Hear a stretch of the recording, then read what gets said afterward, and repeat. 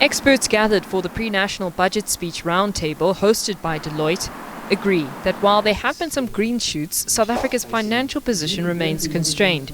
Chief Economist at Deloitte, Hannah Murray, says the challenge going forward will be balancing stagnant revenue with the spending needs of the country while enabling growth.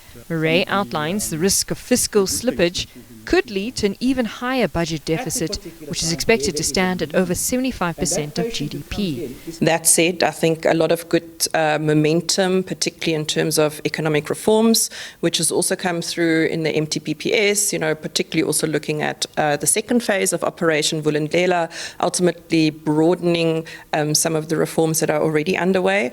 They're starting to bear fruits. So ultimately alleviating basic supply side constraints to growth, largely linked to the electricity sector and increasingly also to the logistics, rail and freight sector, will unlock growth in the medium term.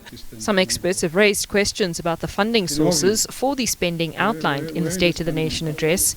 Senior tax specialist Mamotla Mutlola says investment in SARS will contribute positively towards revenue collection. I believe that's going to help the Revenue Authority in creating, coming up with infrastructures that will help them collect a lot of money and data, analyzing data from the taxpayers.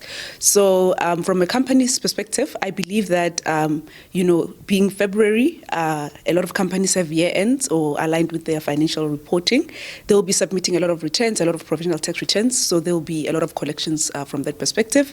From an individual perspective, I believe that with the implementation of the two-pot retirement reform that was implemented in 2024, there's a lot of expectation that will come out of there.